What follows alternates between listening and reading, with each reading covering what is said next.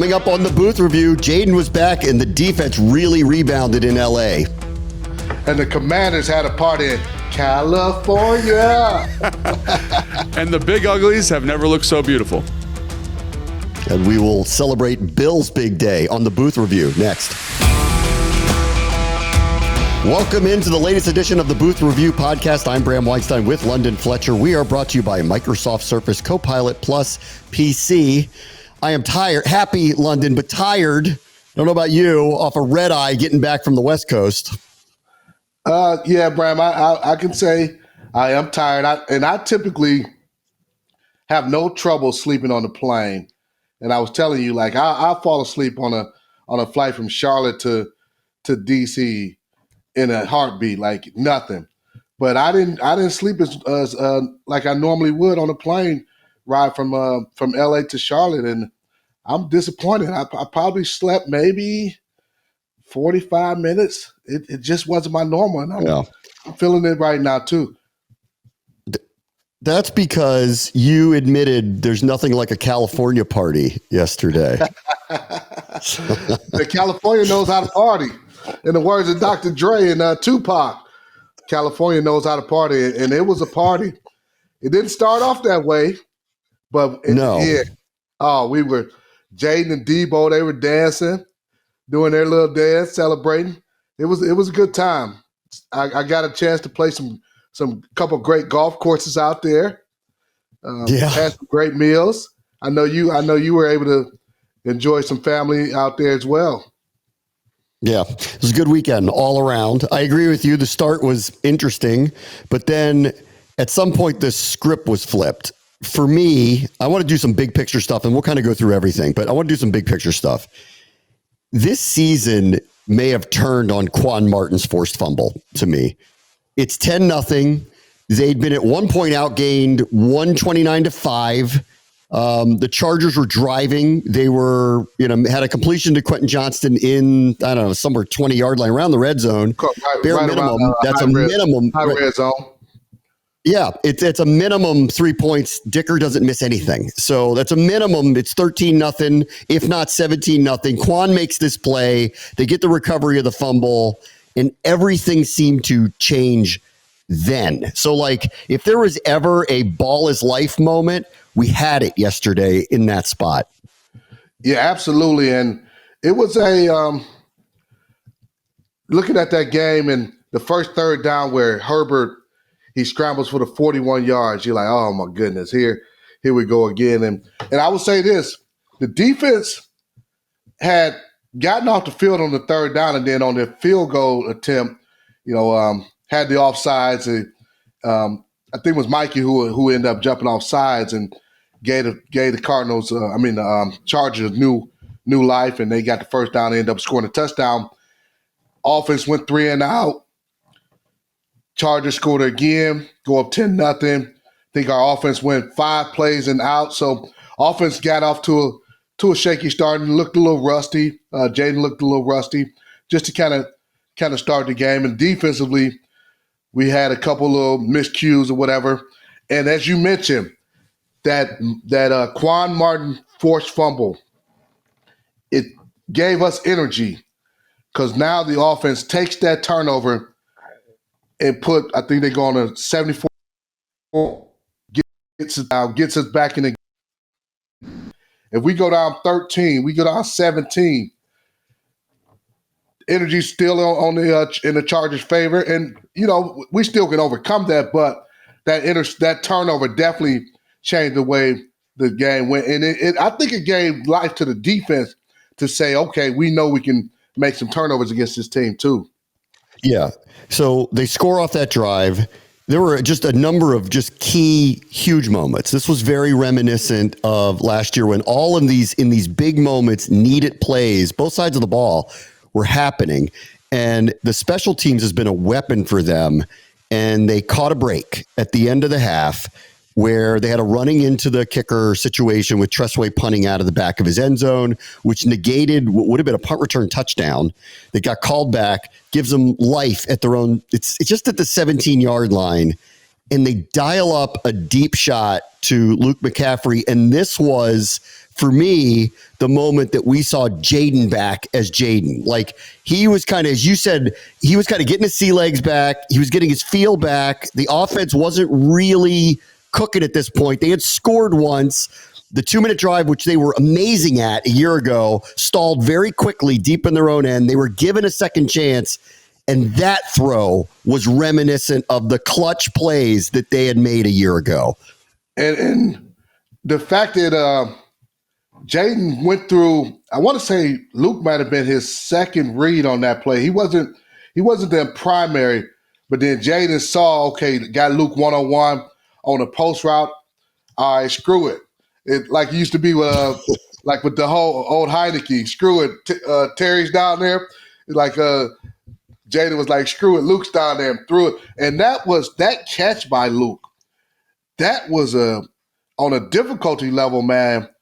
Maybe a 9, possibly a 10 to be able to track that ball, make that catch, not let the ball cause an incompletion, and just Luke's confidence the last couple of weeks, scoring touchdowns in back-to-back weeks, one against the Raiders, one against the Falcons, having a nice game, receiving that reception yesterday, but also in the return game. He's you can definitely see him starting to come into his own as a football player. Yeah, it was interesting. I talked to Dan Quinn on Saturday in LA when we were getting set for the game. And, they've had this rash of injuries, specifically at the receiver position. They were missing people in training camp. They were asking Luke McCaffrey, Jalen Lane to do a lot more than I think they probably intended, at least initially. And then obviously by necessity, they've had to play a lot more. And what he told me, on Saturday was what we're learning about, and he didn't say anybody in particular, but he said what we're learning about certain people is we now know we can trust them. And I think he kind of falls in this category. Like, you knew that he's going to put in the work. You knew that he's a willing participant in every role that you possibly give him. He's been, because of the injuries to wide receiver, Deebo Samuel's not returning kicks. He will again at some point this year, but is not, because I think they're trying to take some of the load off of him because they knew they're going to lean on him offensively. What does McCaffrey do? 40-plus yard return this past week, 50-plus yard return the week before, touchdowns in the previous 2 games, and the play on the catch that allowed them to be tied at halftime. Had they had a little more time, I think they were steamrolling. They would have scored, but they ran out of time. They kicked the field goal in a game where they were dominated through the first quarter plus. I think the time of possession was something like, remember, it was 12 and a half to 2.5, something like that. Outgained 129 to 5. Yep. To look up on the scoreboard and it be 10-10, they were getting contributions from people like Luke McCaffrey that made that happen for them. Oh, absolutely. Absolutely. And that's what you need. You have to have guys that you don't normally get contribution for to a certain level. And I look at it like this. When you asked, you mentioned DQ mentioning about being able to trust guys or finding out they can trust guys. It's one thing to do it in practice. It's another thing to do it when the lights come on. Some guys are great practice players. Like they're Pro Bowl players in practice, all pro players in practice. But for some reason or one reason or another, it doesn't translate to the game or transfer to the games. And Jalen Lane is making plays on the football field. Luke McCaffrey's making plays. Chris Paul is another guy. We don't talk about him because he's an offensive lineman. He's been a guy who's making a lot of plays. Jeremy Reeves, he's been asked to do more as a safety now. He's out there making plays. So it's refreshing to see these guys play bigger roles and contribute in wins. There were 2 other big moments that I want to talk about, like flipping the script here, where they needed something to happen. They had the fumble from Bill. They're up 20-10. They had been dominating really from the early part of the second quarter on. They built a 10-point lead. They were cruising into making it potentially a 3-score lead. The way that they were walking down the field, Bill has the fumble. Chargers make a couple of nice plays on third down to continue a drive that took them a long time to get on a short field down into the red zone. 1st and goal at the 1, goes backwards with a couple of nice defensive plays, and then a tip interception at the goal line, Mike Sanders still. That to me, like, they sealed it with the drive that came next. But that, again, in a key clutch moment, we saw the defense come through for them.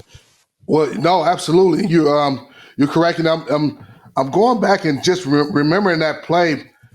There was a run by Vito that Quan made a touchdown saving tackle at the 2-yard line. It set the Chargers up 1st and goal. I think they were at the 1, 1st and goal at the 2 or something like that. But for Quan to make that tackle, it was a touchdown saving tackle. So that was another big play that Quan made. And I talk a lot about defending every blade of grass. Their 1st and goal inside the 2-yard line, inside your 2-yard line, and you are able to keep them out of your end zone, get the tip, and the Mikey Sanders still with another interception. The ball just finds this guy, man. When it comes to interceptions, the ball finds him, but big defensive stop and great tackle by Quan to keep Vidal out of the end zone. That's not going to be talked about a lot. I'm sure it'll be talked about in their meeting room from a defense standpoint. Hey, Quan, you made a great tackle right here, keeping him out of the end zone to give us another opportunity to defend our end zone. The other big moment I want to talk about, it's not really a moment. It's they just didn't give the Chargers the ball back by going 99 yards, which I'll talk about in a minute. But since we're talking about the defense, this was a huge bounce back game. Joe Witt talked about in his press conference leading up to the game, players were hearing some of the noise. They were hearing some of the things. There was not a lot of turnovers that were generated. It was 1 through the first month.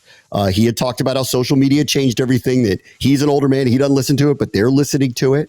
They described a defense by which he said his line was, I don't want anybody wearing capes anymore, because he said at the Atlanta game where they were not pleased with what happened was that the players it was coming from a good place, that they wanted to make plays, that they were really trying to go above and beyond and make plays, but they were guessing.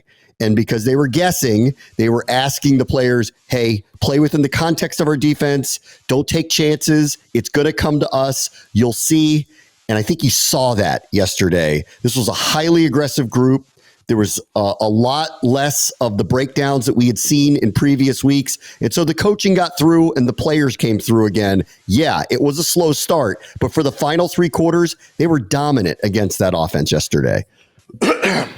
They absolutely were. They absolutely were dominant. And what I saw was the change in philosophy, the coaching change early in that ball game, especially on the a lot of the third downs. We were going man to man against the Chargers and bringing pressure. The first run that Herbert was able to get to 41-yard, it was a 5-man pressure. He was able to find a crease in the defense in terms of pass rush lanes. They got a little bit too wide. There wasn't balance there. It's man-to-man on the back end. Everybody's covered guys, and so he was able to run 41 yards. Early, there was another play on the 29-yard pass that I think it was Keenan Allen had, another man-to-man situation. So they were making plays against the man-to-man. I said it on the broadcast. I think we needed to go play more zone defense, get eyes on the quarterback, let the pass rush, let the 4-man rush get after this offensive line that struggled in pass pro. Let's just let this off. Let's let our defensive lineman rush, get more vision on the quarterback, force Justin Herbert to have to go through his progressions, give our defensive line just a second more to get to Herbert.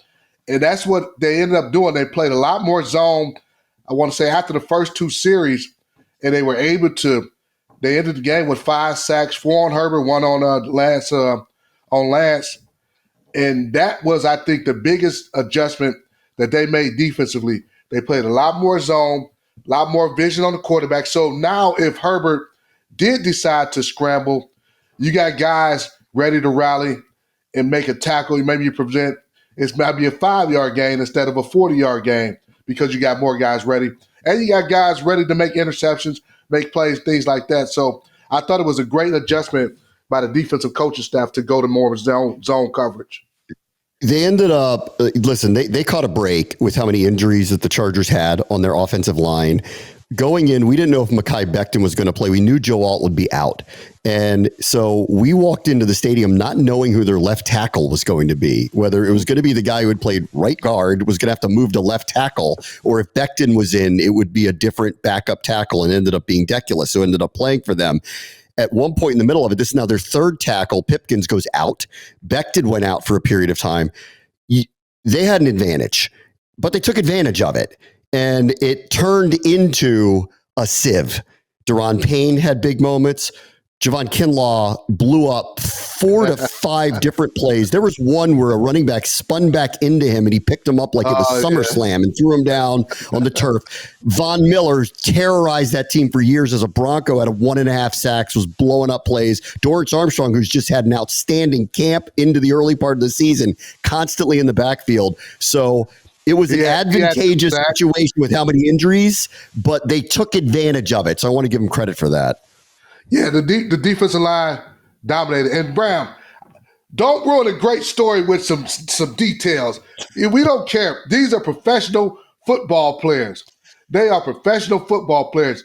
And when you step between the lines, nobody cares whether you were the starter or the backup. The expectations remain the same. Now, I will say this. Dorrance Armstrong, he had the 2 sacks, but he also he drew a critical holding penalty when the Chargers had I don't know if it was a big completion or a big run that Herbert had, but his holding penalty that he forced, so it doesn't go down as a sack, but the impact that he had. You mentioned Kinlaw. Man, I call him the Great Wall of Kinlaw because a couple of those times when those that you mentioned, some of those running backs ran into him and it was over with. Daron Payne, the best play that he did that I saw him make was on a screen pass. We're bringing the pressure. We're bringing the blitz. Daron feels that it's a screen, and he goes out and makes a tackle on might have been Hampton. I can't remember which back it was, for maybe about a 6-yard loss.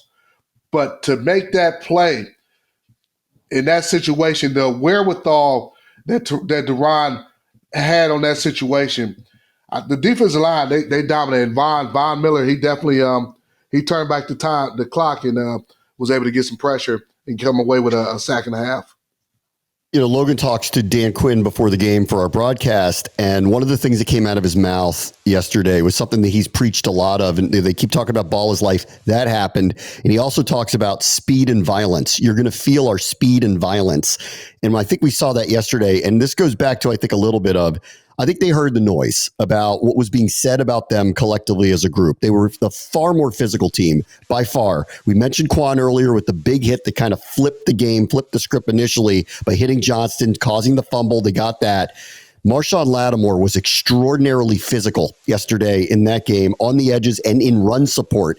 And Mike Sanders again, very physical. And to your point, the ball just kind of finds him. He's like a magnet for it, right place, right time, and he's there, and the ball ends up in his hands. I thought this was a big bounce back game for the secondary. Those players, namely, physicality really paid off for them yesterday. Yeah, absolutely. And I talked about, we talk about this a lot too. When you're trying to press and make plays, because when you go you're in week 4 and you haven't had a takeaway, a defense that emphasizes takeaways, you're going to try to force the issue. You want to get an interception. You want to create turnovers. And turnovers come by you just doing letting the defensive line get pressure on the quarterback, tips, overthrows, or just playing a discipline of defense, and they just happen to come your way. That's what happened yesterday. Couple turnovers, tip ball. Mikey gets the interception. Quan playing physical, playing the post safety the way it's supposed to be played. Shoulder on the football, forced fumble. You got guys running to the football, interception, and that's how the turnovers happen when you play sound, disciplined defense. As you mentioned, I thought Marshawn Lattimore, his very first tackle was against Hampton, where he has as a corner, like Hampton, not too many people were tackling him going into that game, especially corners. physical tackle. I thought Bobby Wagner also played extremely physical in that game. And he was under attack by a lot of people, fans, media. Hey, he shouldn't be on the field as much as he is.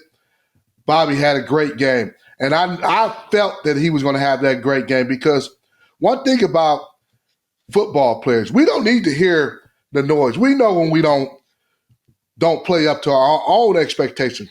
Our expectations are going to be way higher than anybody else can have for us.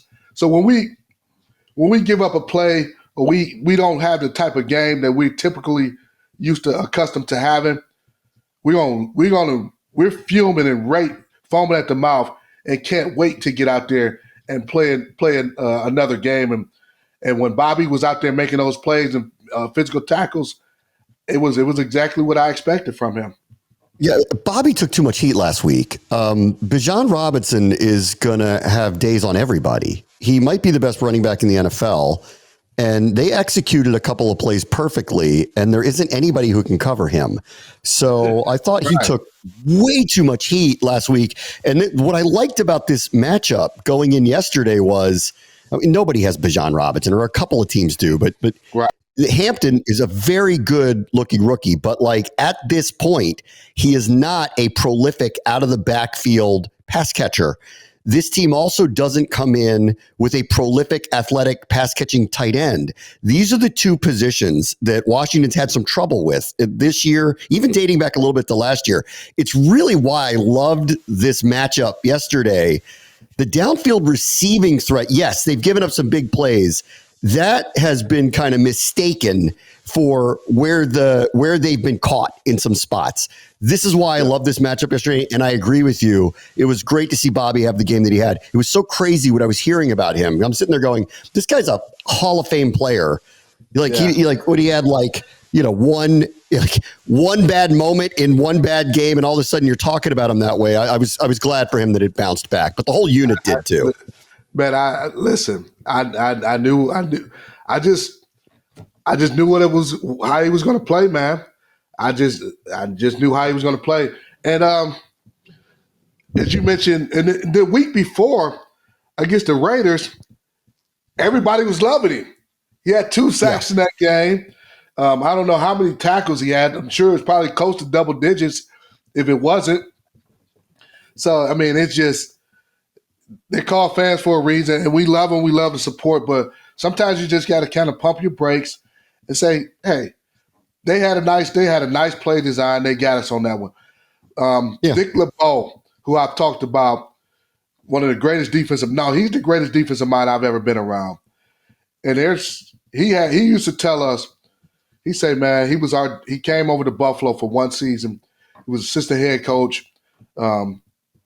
Over the defense, Jerry Gray, who was the defensive coordinator, but Dick LeBeau he put in all the fire zones and he would talk about certain things. He said, man, sometimes you get the bear and sometimes the bear gets you. So, but it just happened. That's football. They're going to make plays too, and it happens. But at the end of the day, we just got to get them more times than they get us.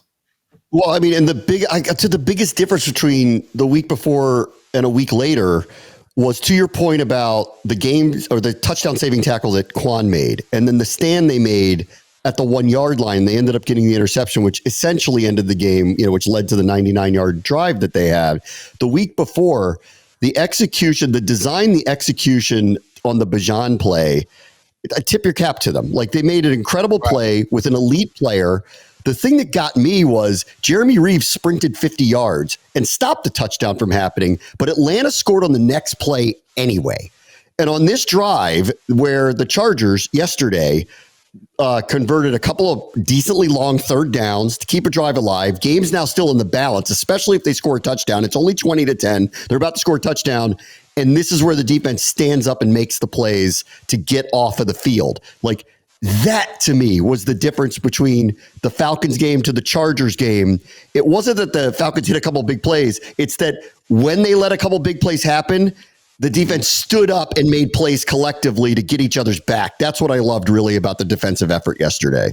Oh yeah. Great defensive effort. And it was after the Quan Martin touchdown saving tackle. Nice coverage in the red zone, but also then there was a run play. I think Kinlaw got penetration, forced the running back. He didn't initially get the tackle. I think he ended up getting in on it. I can't remember who made the tackle, but just putting them in a situation where now was a negative yardage run play. So that's where you're saying, hey, we're going to bow our necks and we're going to keep them out of our end zone. They haven't crossed that goal line yet. Defend every blade of grass. And these are moments that, as you mentioned, you talk about changing the season around. You'll look back and say, hey, that play in that fumble that Quan caused in L.A. to get us going. And then the touchdown saving tackle by Quan again, and then the Mikey Samerstill interception off a tip pass by Johnny Newton. So all those are moments that happen offensively. The Jaden to Luke McCaffrey. So these are moments that happen and where you gain confidence because you've done these things before. Yeah, it's so interesting, like how much of all the storylines have not been centered around Jaden. Through all of this in year 2, you would have thought that he kind of would have been the centerpiece storyline. And over and over and over, from the offseason to who they signed to the expectations that were different, it was never centered around whether he's going to be great or not. And yesterday, it was a slow start for him too. And then all of a sudden, it was like he got his sea legs back all of a sudden. And then we started to see the moments that make him different. He had a couple of runs. He was seeing it. He took the shot on Luke. That's a perfect throw that he made.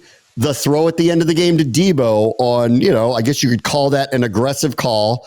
But to sit there and see a video of him practicing the touchdown celebration that they're going to do before he actually throws the pass on a 4th and 7 from the 8, that's the moxie, gumption, instincts of Jaden Daniels that we grew accustomed to a year ago.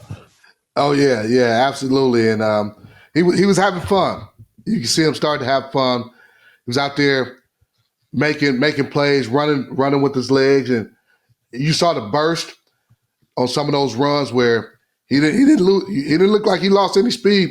You saw his burst and just going out there executing the offense and being comfortable. I thought the offensive line did a great job of providing protection.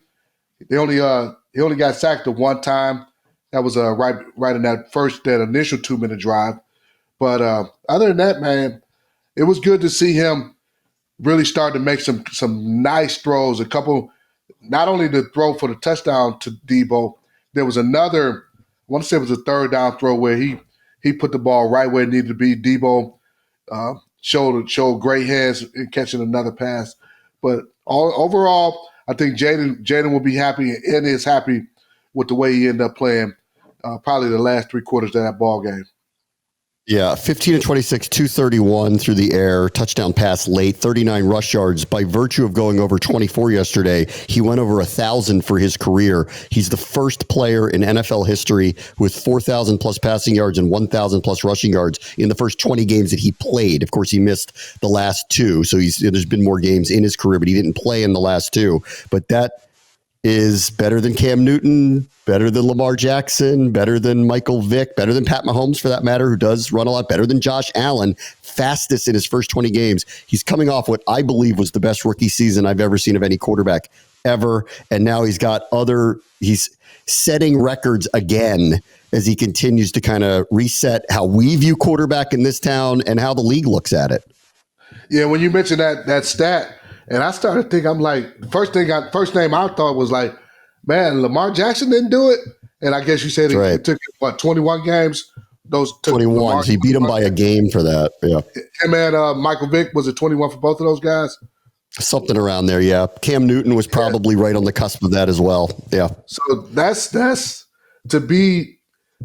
to accomplish that as the fastest ever in NFL history when there's been a lot of dual threat quarterbacks, if you for I guess lack of a better word or way to describe them, guys that can throw it and run it at an efficient level. Impressive. I mean, that's what makes them special. Yeah, it was nice to have him back. All right, let's talk about the offense. Let's bring in Logan Paulsen here to start talking about what the offense did yesterday as we bring in Paulsen from the Pine. First, just Logan on Jaden. What did you expect? He's wearing a knee brace. He missed a couple of weeks, and you knew the Chargers brought in a top 5 pass defense, top 3 scoring defense. What did you expect from him yesterday? Well, first off, guys, I got to say that I'm here in the Big Bear AI Command Center studio. You guys are at home. I'm here working, in the Big Bear Command Center AI studio. And when you guys come back, I get my Microsoft Surface Copilot Plus PC. You guys might get one of these too if you ever come into work. All right. I know we're all tired after the flight, but I'm here grinding, man. So I just want to let you know, okay? But with regards to Jaden, man, I think live in a closet there, so that's different than us. We live in homes like normal people. I'm married. I have kids. I used to live in a closet. Now I actually have a home and have responsibilities. So yeah, bro. At some point, Logan, you got to share that story about when you was in San Francisco. Yeah, I'll have to share that. the roommate situation. I mean, the housing situation. The housing situation. I'm a grinder, and I picked living situations that reflect my personality. So just want to bring that up to everybody. And I got a video for you, Fletch. I'll send it to you about that specifically. Anyway, so with regards to Jaden, I think you guys hit a lot of the major talking points at the beginning. I think he came out a little slow. I actually felt like the Chargers played a little bit more man coverage early, and I felt like, when you watched all their film in the previous games, they were kind of a zone-heavy team, man in certain situations. You could tell the plan was a little bit more man-heavy, which makes sense. Again, there's, with Terry being out, with Noah Brown being out, teams are going to play more aggressively on the perimeter. I think you saw that, and I think I don't want to say it surprised him, but it definitely surprised the offense, let's say, because there's times where, early on where he's holding the football, and actually in the moment on the sideline, I was like, man, he looks a little bit rattled. He's not making good decisions, but I just buzzed the film, and it's people are covered. And so you want him to be protecting the football, be smart with the football. And then as the game went, they kind of got in more of the zone structures. The play calls changed. The protection really improved. And so I think it really Jaden's production got better as the game went on, no doubt. But I think the team played better. I think the play calls were more efficient. They got an offensive rhythm. And I think maybe the number one difference between those first 9 plays where they kind of went 3 and out, 3 and out, 3 and out, and the rest of the game is the pass protection. And it's not just guys winning one-on-ones. It's how Cliff called the plays in terms of chip help, in terms of play action. There was a lot of things that went into that. And I think you saw it, the canary in the coal mine, so to speak, was Jaden Daniels' production. You know what I'm saying? The offense played better, and then Jaden Daniels was more productive. And again, I'm not trying to take anything away from Jaden in terms of his ability to make plays, but I think it was a more collective effort than I think a lot of people, at least I thought, initially. Yeah, I think it's the second week in a row that it wasn't profiled because of the way they lost in Atlanta, but I thought the offensive line has really come around collectively here. Chris Paul has been a very physical addition for them. And I think we're not calling Josh Connerly's name out very much because he is improving week to week to week.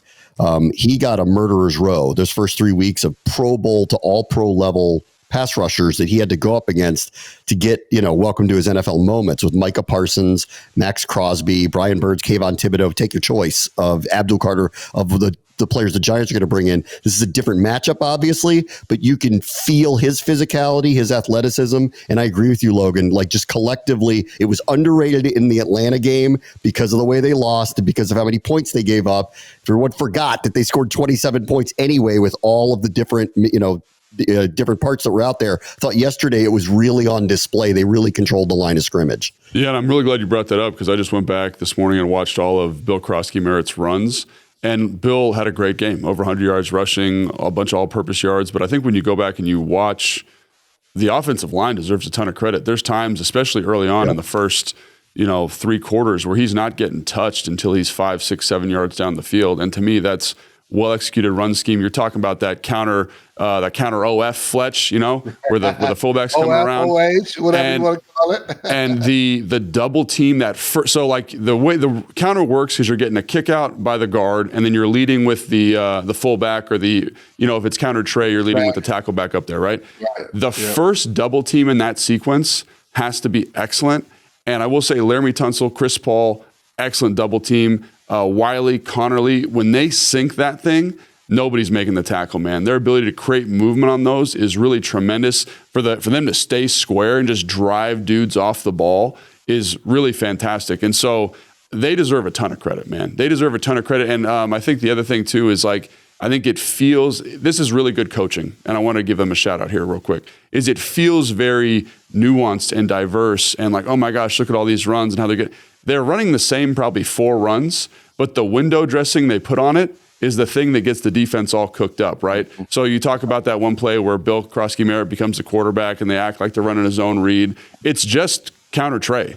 That's all it is. And then the linebackers run out of there and then they hit the look they want. And then it's like, oh, we're going to get in 13 personnel. We're going to get in 12 personnel. We're going to run. We actually ran a counter Trey with Luke McCaffrey as the second puller. So it's like a counter, wide receiver, whatever we want to call that, right? So they're just running the same stuff and they're executing at a high level. And I think obviously Bill adds, I don't want to take away from his production because there's that play where Derwin James kind of grabs him around the neck and he breaks out of that tackle and then runs for 25 yards. So he's adding his own special kind of magic. But I'd say of his 15 to 16 carries, 50 of his 15 carries, I'd say 12 of them were immaculately blocked. And really, even on the red zone stuff, they're running kind of this bounce play where they pull the center guard or they pull both guards to the perimeter. And Chris Paul's ability to feel the wrong arm, close that off. And I think it actually might have been the call, to say, hey, we're running this pin pull, we're going to wrong arm this, and I'm going to bounce it to the perimeter. Just really well blocked, down in and down out. And then couple that with the protection and how that helped Jaden Daniels. I think that group deserves a ton of credit. Hey, Logan, the offensive line was great. I'm surprised, though, at no point did you mention the tight ends. Oh, that's my bad, dude. Yeah, well, I'm trying to give everyone their flowers. You know what I mean? Yeah, Bates had some great blocks on those double teams, down blocks. Ben Sinnott, there was one block on one of the counters where he just destroyed. I don't know if it was a safety line, but I mean he destroyed somebody. Well, I'm really glad you brought up the John Bates thing because, again, first combination, they had who's number 45, Bram? What's his name? The outside linebacker for them? Joey Pelotu? Yeah, from USC. He's in like a 5 technique, so he's right in between the guard and the tight end. And they just were like, we're checking IDs, bro. You're under 21. Let's get out this club real quick. And they planted him at the linebacker's feet. And, I don't care, run schemes. If you are able to create that kind of vertical and horizontal displacement, you're in a great spot. And Ben Sinnott, man, I know he's not catching a lot of footballs, but he is snappy in the run game, man. You see all of those explosive measurements you saw from him in the combine. You see it fully on display. At the second level specifically, his ability to uncoil with good timing and great kind of rolling of the hips, he's becoming a ball player. And so I just think coaching deserves a lot of credit. The execution deserves a lot of credit. And I think you see the production that comes off of when that kind of creates a perfect storm, perfect cyclone of offensive production. I love the role that Sinnott's walked into. It feels like he's a hunter now. They got him on the move. He's able to kind of locate the prey and get in the way of it. And, I think it's just, I think for him and Luke, both of them, I think we were kind of waiting and seeing what are their roles going to emerge into this year? With Luke, you knew there was going to be a heavy special teams role for him on all coverage units and potentially in return units, and he's turned out to do a very good job there. He's been forced into other receiver roles because of all the different injuries and other situations that were going on throughout the summer and now into the season, and he seems to be kind of growing into this. And with Sinnott, I think we were asking, what is his role on the team? Where does he fit in? And I think you're seeing it now week to week to week. It's been really great to watch. Yeah, and I think the main thing to me with those two guys specifically is they're not featured in the offense. So it's like Deebo Samuels gets featured touches, right? They are in the offense, and then when the play comes to them, they're executing. And people say, oh, that doesn't sound like it's a good thing. But as Fletch can attest to, that's how you get featured touches, is when you're in the context of the offense. So, for example, on that long completion of Luke, that 50-yard bomb, they're trying to just run sail. So, Zach Ertz is running kind of his, inside stem, corner route. They're running the post over top. They get that quarters coverage, and the quarter safety cuts the sail route, and Luke's open. And so Luke doesn't have great separation, but that's where the ball should go if the safety plays that way. And then Jaden Daniels has the confidence to put the ball out there, and it's man, that's a tight coverage. He's going to make the play. And how many times, Fletch, in your career have you seen a young receiver get that moment and then botch it? And then they don't make the play, and it's like, get that guy out of here, right? Yeah, because their opportunities are going to be so far and few in between. And as you mentioned, like when you excel in the small things, they're going to start to put more on your plate and give you more and more. And like, okay, let's design something for Luke. So 100%, and then let's reward Sennett for all his blocking. Let's get him on a little leak out or something. 1,000%. So I think that's where I'd say, like, it's great to see them. And again, that catch by Luke, that is a tremendous catch. When you go back and watch it, like, it's away from his body, the wherewithal to get the hand tucked underneath the football, like, you know, it's a great play. And then the Sennett stuff. So I think it's awesome that they're finding these moments in the offense to execute. And again, like, this is the first step, right? It's, you got to, maybe the second step. You got to see it in practice. You see it in the game. And then all of a sudden it's like, hey, maybe we can get Luke on, you know, a route that Terry would normally get, or we can isolate him and he can run this go ball and we can trust him to win. Yeah. And, or Sennett now, we can run that, like you're talking about, that leak in the red zone that Zach got in Green Bay. And now maybe Ben's earned that opportunity and Zach can be the decoy. So I just think this is all good for a team that has playoff Super Bowl aspirations. Cultivating this young depth early in the season, I think, is immaculate, and I think it's going to pay dividends down the road. Yeah, and on the Luke catch too, that's a really unusual venue. It's Times Square in the middle of the field there. Like, there was a million times that things were happening. You get distracted so quickly that their replay or whatever, their screens, it's wild in there. So it's cool though, right? It's an unusual environment. It's an unusual environment to make a catch like that too, honestly. But I mean, like, first off, how awesome was that stadium? And everybody from the ownership groups going around saying, "Oh, we're getting all this information." And I was like, "Man, if the stadium looks anything like this, we're going to be doing all right." Like, it's a cool spot to play some football games. You know, Fletch. I mean, I don't know. Yeah. It's maybe I'm wrong, but you've seen a lot. Oh no, I love it. I thought it was awesome. Bram, you got something against Times Square? Yeah, seriously, Bram. No, I got nothing against Times Square. I'm just saying, if I you know. When the ball is dropping on New Year's, you might not see it because of all the screens around you. So, like, now shrink that into a tiny little piece of leather, and guess what? You know, you might have a hard time catching the ball. All right, let me go back to Bill. Like, week by week by week, he's like growing into this, you know, explosive playmaker from the position. He plays more physical than I think I expected, but didn't know. He gets skinny. He admits that he sees things and just takes off and uses his instincts. And London, you were talking about this on the air and afterwards as well. For someone his age, who also didn't play almost at all the year before, he's got a level of patience when he runs the ball that is really, really unusual. Yes, he does. And I told you a guy that I can remember having that type of patience that I went against was LaDainian Tomlinson when he was a rookie. And I was like, man, I'm used to rookies, running backs just going 1,000 miles per hour, not letting their blocks set up and just wanting to hit a hole. And that was the one thing that impressed me so much about LaDainian early in his career. I'm like, man, this is a rookie with all this patience. And for Bill, there's times where he just kind of being really patient, and then when he sees that crease and he just hits it, and those are the makings that you can't teach that as a running back. Those are instinctive things that you just have or you don't have, and he allows his blocks to be set up, but then he also has that ability to say, okay, it's time to kick it into sixth gear, and he can do it in a heartbeat. And there was one time yesterday. I mean, it was probably a crease about this wide that he got through. It's like, man, how did he get through that hole? But unique ability, uncanny ability, and they're going to probably start to put more on his plate. He had the 2 receptions for 39 yards. Sure, you'll start to see his role expand a lot more too, especially as he improves in pass protection.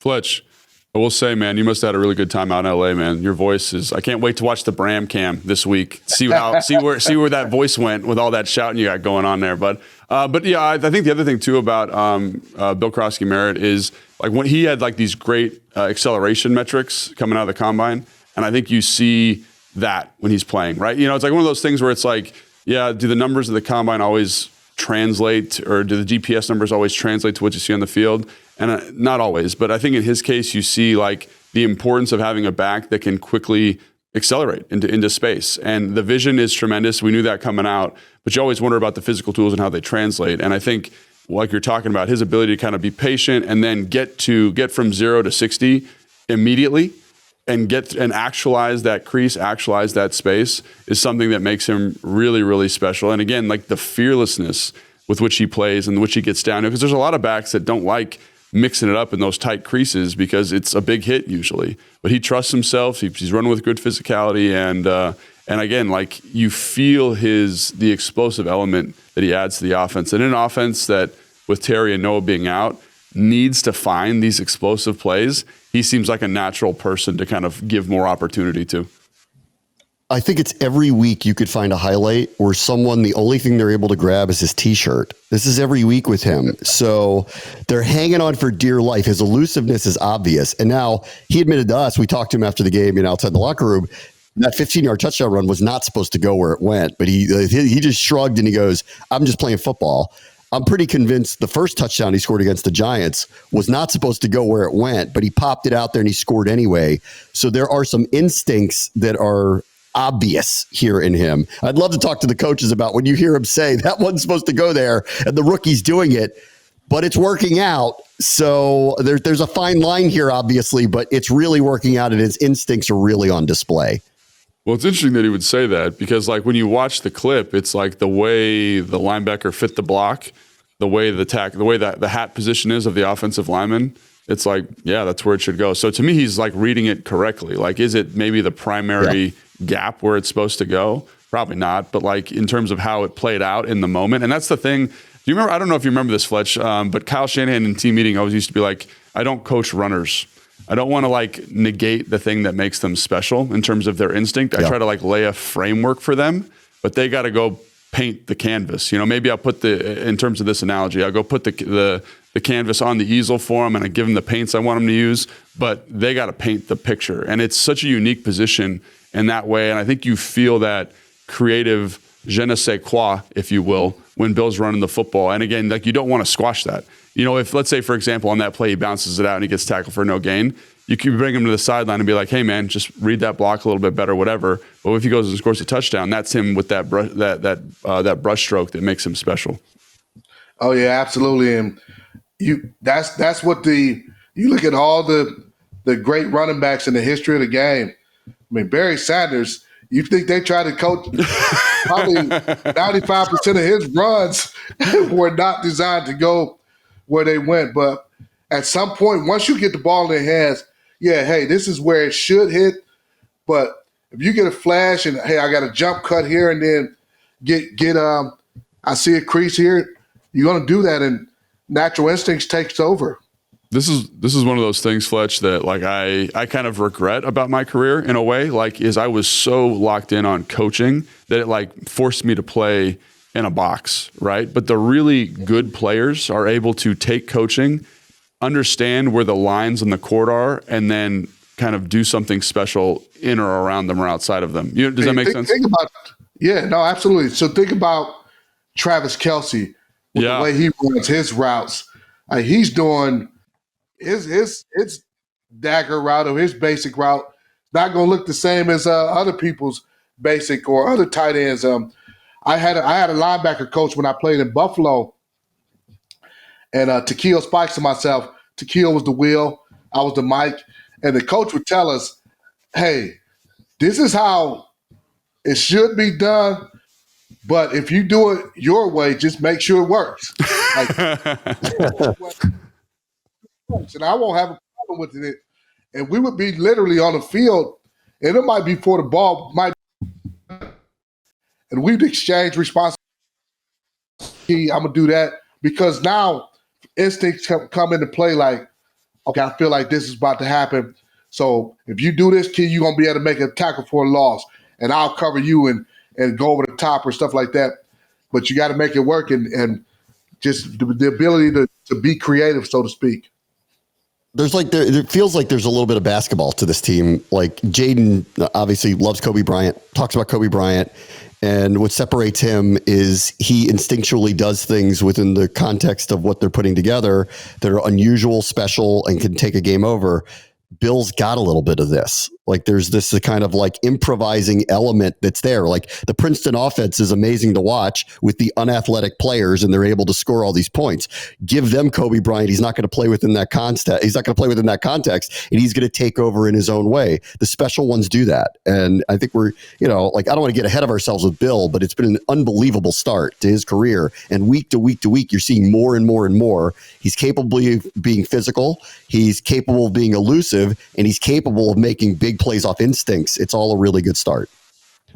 Great start. But again, while he's doing a good job, but it's also the system is doing a great job supporting him. The coaches, we just talked about the offensive line. Like if you have time, if you're watching this and you have time to go back and watch his runs, look at how many clean runs he has. Like that whole line, that blocking surface is doing a great job. And I'm not saying that I'm not saying his special I'm not detracting from his special, but like the front is playing so well. And I think it's just by juxtaposition, if you look like Omarion Hampton I thought had a great day running the football, and in some ways had a better day than Bill in terms of running the football, breaking tackles, creating after contact. The problem is that our defensive line was in the backfield every single play, and he had to be creative and to get a 2-yard gain, while Bill is being creative to get to a 10-yard gain.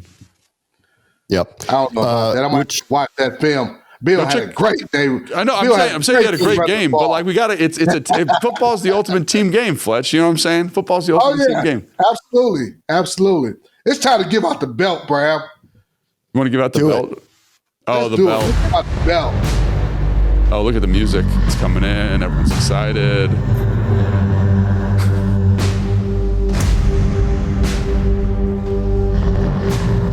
It's time for the Big Fletch Commander Heavyweight Championship. Introducing the challenger, Bill Krosky Merritt. And the reigning, defending, undisputed Big Fletch Commander Heavyweight Champion, Bobby Wagner.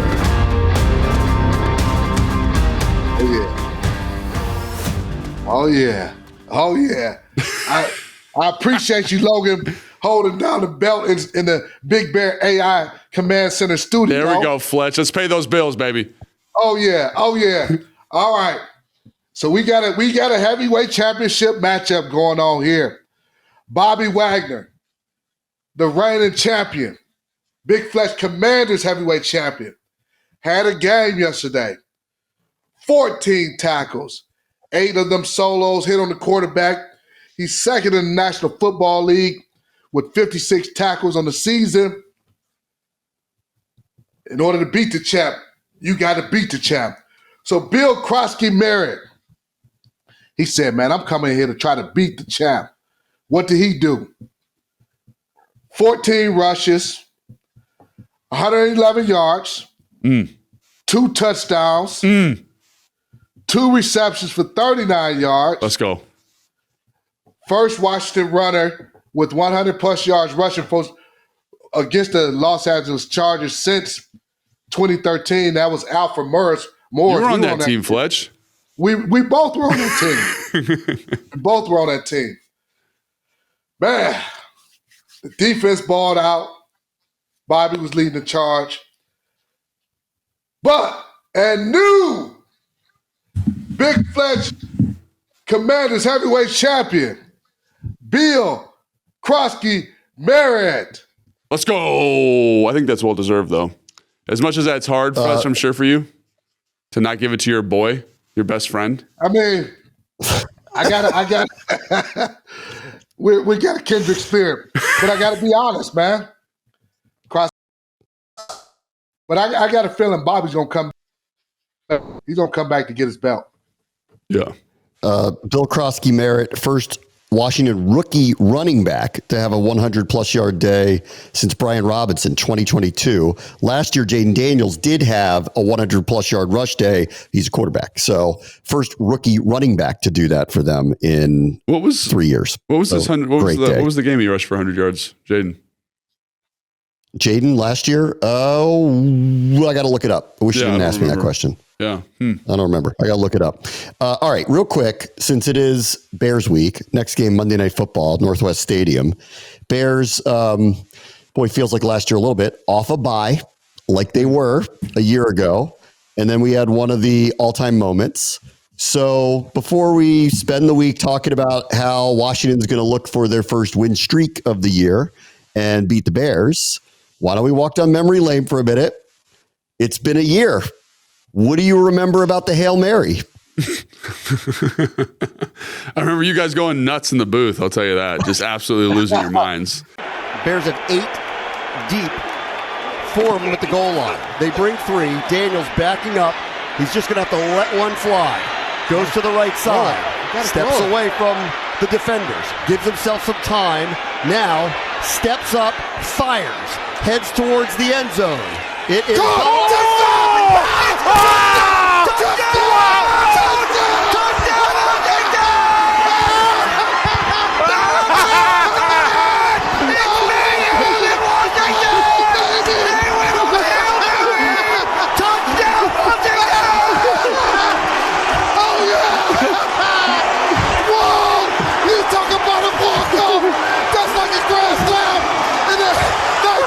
World Series.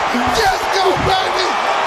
The ball popped up into the air, right into the arms of Noah Brown. And I remember being in like a really poor position to watch it. Anyway, go ahead. You weren't going nuts on the sideline? I mean, I was, but I remember you guys going absolutely crazy, just screaming. Because like usually you guys there's a semblance of professionalism. Bram always kind of get the call out, you know what I'm saying? Just trying to force his way through there, no matter what the situation is. But it was all of that was out the window. All 3 of us were just fans. And so like, that's what I remember is like the stadium going nuts, you guys going nuts in the headset. And the other thing I remember vividly about it is Adam Peters in a full suit sprinting down the sideline to go celebrate with people on the field. Like that's another thing. I just like, you're on the sideline, you see stuff is like him just booking it in his nice, $500 shoes in the suit that is like perfectly tailored at a full speed, dead run down to go celebrate with the boys. Love that. Man, I just remember thinking, first of all, why we're in this situation, because I felt like we dominated that game. And yet we were down at that point, and it was just like, how did we get here? So that's the one thing I remember, the first thing I remember. And then just it felt like it took Jaden forever to throw that football before he actually launched it. I was like, man, at one point I was like, he got to throw it, because I thought he was going to get sacked before he threw it. And then just obviously like manna from heaven, when Noah Brown caught that ball, I was like, are you freaking kidding me? Just a surreal moment. One that I know I'll never forget. I'm sure you guys won't either. No, I think amazingly, like it was the easiest Hail Mary catch I've ever seen in my life, because it just popped up in the air. I remember them, talking about it the week after, where they were saying like, yeah, we practiced that scenario where Noah went exactly where he was supposed to go, just in case the ball gets tipped up like that. It just fell into his arms. And yeah, I had in the booth an out of body experience. Like you never expect that to be completed. And I just lost my mind. And then I watched the video of it again. And I don't know how I stayed in the booth, because you pushed me so hard that I can't believe I didn't literally fly out of the booth into the seats below us. Man, that moment, man. Couldn't help myself, Bram. I couldn't help myself. No, I ended up giving a TED talk about it. And I'm not even kidding. That's not an exaggeration. I was asked to give a TED talk, and the subject was that in that moment and what that meant for the franchise, for the city. It wasn't the first huge moment the team had, but I think nationally even though that Cincinnati game happened on Monday night, and I think was kind of the coming out for everybody, and we had a that to me was an even more impossible throw catch situation that occurred than what ended up happening here. Like, the world saw that, and I think like the perception of the team literally changed in that moment when that happened, and then it was just cool to be part of it because, you know, we were like racking our brains and we looked it up. In the 90-plus year history of the franchise, we don't believe that it ever happened before. So it was so cool to be part of it. Really cool. Really, really cool. Oh, yeah. Logan, you just stood there and giggled? What'd you do? I did laugh, but you know, like it's one of those moments where you just don't believe it's happening, right? It's like, I think I told some of this, like you practice that every Friday. Every Friday you practice that drill, or maybe it's Saturday in the walkthrough. I forget the exact schedule. You practice it every week. You practice it, and you practice that exact same setup. You say, "Hey, 3 people are going to run down there. One guy's in the middle, one guy's in the front, one guy's in the back." You try to tip it up. The guy behind it catches it, and you know. So I've done over 10 years. I've done that a bunch. In college, we did the same thing, and it never works that way. It never works that way. And so to see it like textbook executed, like textbook, right? Everyone jumped up. Noah's standing right there. Like for me, I just remember my vision on it. It was like the whole group jumped up. I'm like, oh, it's going to get batted down. And then it got tipped up and then everybody fell. And then Noah's just standing there. It looked like almost completely by himself. And then he catch a full. That was the surreal nature of it. Was this like, that is exactly what we practiced every single day or every single Saturday walkthrough. And then to see it actually hit was in the way that you designed it was also kind of crazy. Yeah, it was like an instructional video, like was put out to like youth camps. Here's how to execute a Hail Mary. Yeah. And it actually really happened. And I've never seen it happen like that. Anytime ever has it ever happened like that. It was incredible. Yeah. And then Noah's response after he caught it. It was it's like it was a random, it was a Saturday Hail Mary catch. Hail Mary walkthrough catch. Yeah, it's like he caught it and just walked away. Meantime, everyone else is screaming on the top of their lungs. And he's like, I don't know what I did, man. Just caught the football. Did what I was told to do. All right, everybody. Can't wait to see what we get this time around. Rematch Monday night, Northwest Stadium, Bears and Commanders. And that'll be the next time we have our booth review. Booth Review was filmed at the Big Bear AI Command Center studio. Big Bear AI offers mission-ready AI for a rapidly evolving world, proudly protecting the Washington Commanders and its fans.